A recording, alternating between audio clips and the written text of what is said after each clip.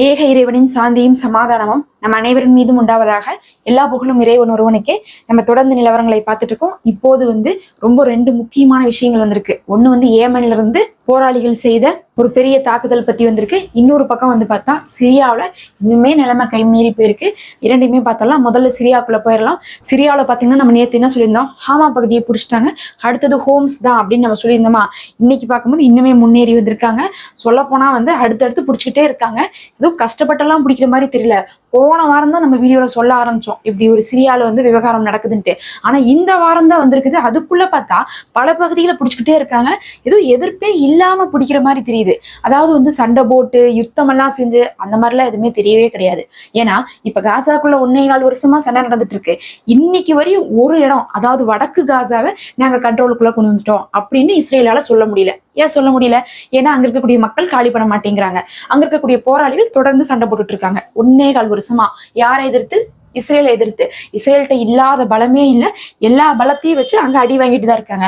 ஆனா இங்க நம்ம சிரியாக்குள்ள பார்த்தோம்னா ஈரான் இருக்காங்க, ரஷ்யா இருக்கிறாங்க, சிரியா இருக்காங்க, ஈராக் இருக்கிறாங்க. 4 பேர் இருக்காங்க. ஆனா என்ன நடக்குதுன்னே தெரியல.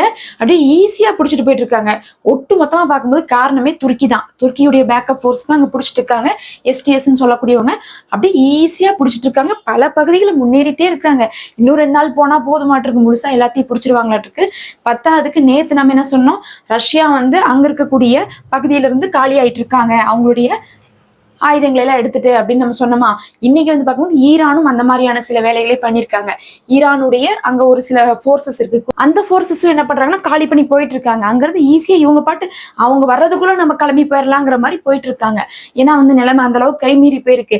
எல்லா கிளர்ச்சியாளர்களும் ஒட்டுக்கா செஞ்சுட்டாங்க. இப்ப இங்க என்னன்னா ஜெயிக்கிறக்கே வாய்ப்பு இல்லையோ அப்படிங்கிற அளவுக்கு நிலைமை இப்ப ஒரு சந்தேகத்துக்கு இடமா மாறி இருக்கு. அவங்க பாட்டு வர்றதுக்குள்ள இவங்க பாட்டு கிளம்பி போயிட்டு இருக்காங்க. இவங்க கிளம்பி போறாங்கன்னு சொல்லிட்டு அங்க ஏற்கனவே இருந்திருப்பாங்களே அந்த பகுதியில ஒரு கூட்டம் இருப்பாங்க எப்பயுமே கிளர்ச்சியாளர்கள்னு சொல்லி. அவங்க எல்லாம் என்ன பண்ணிருக்காங்கன்னா ஒரு 2 அமைப்பு என்ன பண்ணிருக்காங்கன்னா ஒவ்வொரு ஏரியாவை கைப்பற்றி வச்சிருக்காங்க.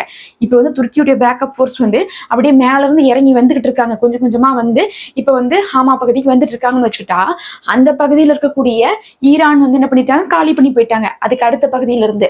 அதே மாதிரி ரஷ்யாவை என்ன பண்ணிருக்காங்கன்னா அந்த ஹாமாவை தாண்டி எங்க வருவாங்களோ அந்த பக்கத்து பகுதியில இருந்து காலி பண்ணி போயிட்டு இருக்காங்க. ஒரு பக்கம் ஈரான் காலி பண்ணுது, இன்னொரு பக்கம் ரஷ்யா காலி பண்ணுது.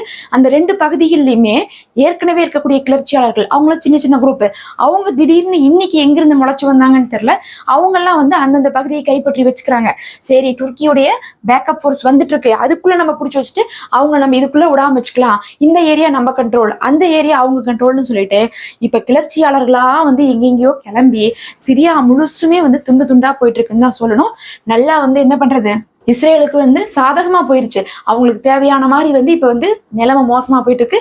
பக்கத்தால பார்த்தா கோலன் ஹைட்ஸ் இருக்கு.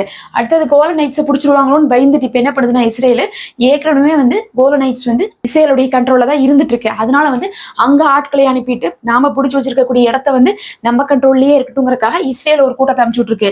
எல்லாத்துக்கு மேல இன்னைக்கு சிரியாவில் கோலன் ஹைட்ஸ்ல 2 தாக்குதல் பண்ணிருக்காங்க, யாரும் வரக்கூடாது அப்படிங்கிறதுக்காக. அப்ப இஸ்ரேல் சிரியாக்குள்ள இப்ப அட்டாக் பண்ண ஆரம்பிச்சிட்டாங்க. இஸ்ரேல் என்ன பண்ண ஆரம்பிச்சிட்டாங்க, ஆட்களை அனுப்பி அங்க கோலன் ஹைட்ஸை பத்திரப்படுத்த ஆரம்பிச்சிட்டாங்க. இது இல்லாம துருக்கியுடைய போர்ஸ் நிறைய பகுதியை பிடிச்சிட்டு வராங்க. ரஷ்யாவும் கொஞ்சம் கொஞ்சமா காலி பண்ணி போயிட்டு இருக்காங்க.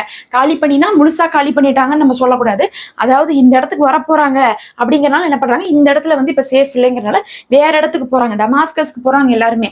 அதுதான் சிரியாவுடைய தலைநகரம். அதிகமா டமாஸ்கஸ்ல போய் இருக்கிறாங்க. ஒருவேளை என்ன யோசிக்கப்படுதுன்னா அங்கங்க பிரிஞ்சிருந்து இவங்களை சமாளிக்க முடியல அப்படிங்கறனால டமாஸ்கஸ்க்கு போய் உட்காந்துட்டு வாங்க அடுத்தது கடைசியா எல்லாரும் எங்க வருவீங்க, டமாஸ்கஸ்க்கு தானே வருவீங்க பிடிக்கிறதுக்கு, அங்கிருந்து உங்களை நாங்க தாக்கிட்டு அங்கிருந்து நாங்க முன்னேறலாம் அப்படின்னு சொல்லிட்டு இருக்கிறோம் அப்படிங்கிற மாதிரியான எண்ணங்கள் கூட அவங்களுக்குள்ள இருக்கலாம். ஏன்னா எல்லாரும் போய் இப்ப டமாஸ்கஸ்ல குவிஞ்சிட்டாங்க. ஈரானு, ஈராக்கு, சிரியா 3 பேரும் சேர்ந்து இன்னைக்கு ஒரு அனௌன்ஸ்மெண்ட் கொடுத்துருக்காங்க. இப்ப நிலைமை கொஞ்சம் சீரா இல்ல, நாங்க 3 பேர் கை கோர்த்து என்ன பண்றோம், சண்டை போடுறோம், நாங்க கண்டிப்பா மீட் எடுத்துருவோம், இது ஒரு இக்கட்டான சூழ்நிலை தான், ஆனா நாங்க விட மாட்டோம், விலகி போக மாட்டோம்னு சொல்லிட்டு இருக்காங்க. ஈரானுக்கு வழி இல்ல, கண்டிப்பா சிரியாவுக்கு சப்போர்ட் பண்ணணும். இல்லாட்டினா இந்த பிரச்சனை யாருக்கு நஷ்டம்னா ஈரானுக்கு நஷ்டமா போயிடும். அதனால ஈரான் கலந்துக்கிறாங்க. ஈராக்கை பொறுத்தளவு கேட்டா எவ்வளவு மிரட்டல் வந்தாலும் ஈராக்கும் கலந்துக்க வேண்டிய நிலைமை. அடுத்தது சிரியாவை முடிச்சா ஈராக்குள்ள போவாங்க. இந்த ஈராக்லயும் சிரியாவிலையும் பாத்துட்டீங்கன்னா 20, 40, 50ன்னு சொல்லிட்டு குழுக்கள் நிறைய பேர் இருக்காங்க, கிளர்ச்சியாளர்கள். இவங்களை வந்து நம்ம வகைப்படுத்தவே முடியாதுன்னு சொல்லலாம். நிறைய பேர் அங்கங்க வந்து இந்த பிரச்சனை எப்பயுமே ஒரு 20, 30 வருஷமா பண்ணிட்டு இருக்காங்க. அதனால ஈராக்கும் இப்படிதான் இருக்கும், சிரியாவும் இப்படிதான் இருக்கும். அதனால என்ன பண்றாங்கன்னா ஈராக் பயந்துக்கிறாங்க. அடுத்தது ஈராக்குள்ள நுழைய போறாங்க.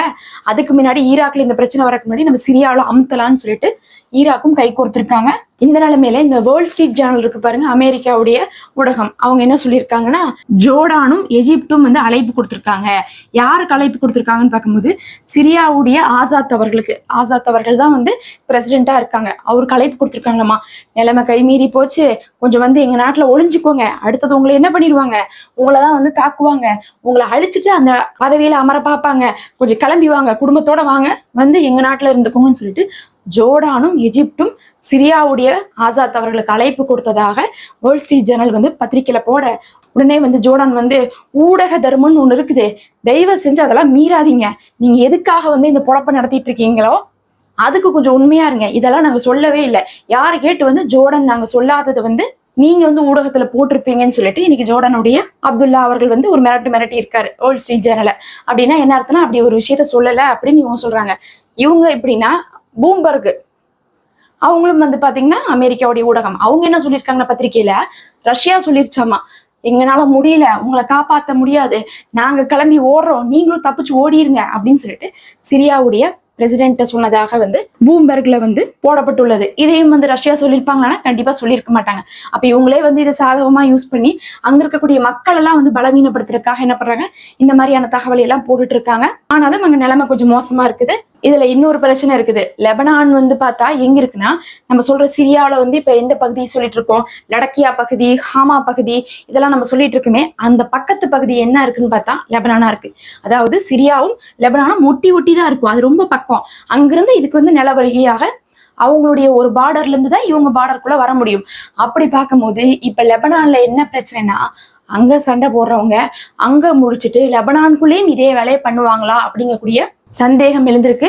அது செய்யறதுக்கு நிறைய வாய்ப்பு இருக்குன்னு சொல்லப்படுது. ஒரு பக்கம் ஈராக்கும் ஒரு பக்கம் லெபனானும் இதே பிரச்சனை வந்து இங்க முடிச்சதுக்கு அப்புறம் அங்க போய் தொடங்கினாங்கன்னா ஃபுல்லா லெபனான ஒரு மாதிரி கை பிடிச்சிருவாங்க, ஈராக்க ஒரு மாதிரி கை பிடிச்சிருவாங்கன்னு சொல்லிட்டு நிலைமை கொஞ்சம் சீரியஸா போயிட்டு இருக்குது. ஆனா அவ்வளவு சீக்கிரத்துல லெபனான்ல இருக்கக்கூடிய போராளிகளும் இஸ்ரேல்ல இருக்கிறவங்களையே உள்ள விடல. நமக்கு தெரியும் இத்தனை நாளா வந்து தற்காத்து வச்சிருக்காங்க. இவங்க இங்கிருந்து அங்க போய் சண்டை போட்டு ஜெயிப்பாங்களா ஜெயிக்க மாட்டாங்களான்னு தெரியாது. இருந்தாலும் இவங்க இடத்துல வரணும்னா கூட, இருந்தாலும் இவங்க இடத்துல வந்தவங்களை இவங்க உள்ள விட மாட்டாங்கிறது வேணா ஸ்ட்ராங்கா நம்பலாம். அந்த அளவுக்கு தான் வந்து நிலைமை வந்து இருந்துட்டு இருக்கு. இதெல்லாம் தான் அங்கிருந்து வந்த செய்திகள். அப்ப பார்க்க போனா நிலைமை என்ன ஆயிட்டு இருக்குன்னா, ஆப்போசிட்ல இருக்கவங்க ஜெயிச்சிட்டு இருக்காங்கன்னு மட்டும் தெரியுது. பக்கத்தால நெருங்கி வந்துட்டாங்க. இன்னொரு ஒரு வாரம் விட்டா தெரிஞ்சிடும் டமாஸ்கஸ்க்கு வந்து இவங்க என்ன ஆக போறாங்கன்னு சொல்லிட்டு. அப்படியே நம்ம ஏமன்ல பார்த்தலாம். ஏமன்ல வந்து பார்க்கும்போது இன்னும் போராளி குழு வந்து அறிவிக்கல, ஆனாலும் அமெரிக்கா அறிவிச்சிட்டாங்க. எங்களுடைய ஒரு கப்பல் வந்துச்சு, அதை வந்து என்ன பண்ணிட்டாங்க, ஏமன்ல இருந்து வந்து தாக்குனது, கப்பலே மூழ்கி இருக்கும், இன்னுமே எங்களால கண்டுபிடிக்கவே முடியல அதனுடைய சிக்னல்னு சொல்லிட்டு அறிவிச்சிருக்காங்க. ரொம்ப நாள் கழிச்சு மூழ்கிற அளவுக்கான தாக்குதலை வந்து ஏமன் தரப்புல இருந்து நிகழ்த்தியிருக்காங்க. கப்பலுடைய நிலைமையே என்ன ஆச்சு, எங்க போச்சு, எந்த இடத்துல சிக்னல் லாஸ்ட் ஆச்சு, எதுவுமே தெரியாம இருந்து கொண்டிருக்கு. இதெல்லாம் தான் அங்கிருந்து வந்த முக்கியமான செய்திகள். நம்ம அடுத்த ஒரு காணொலியில சந்திப்போம். தொடர்ந்து இணைந்திருங்கள்.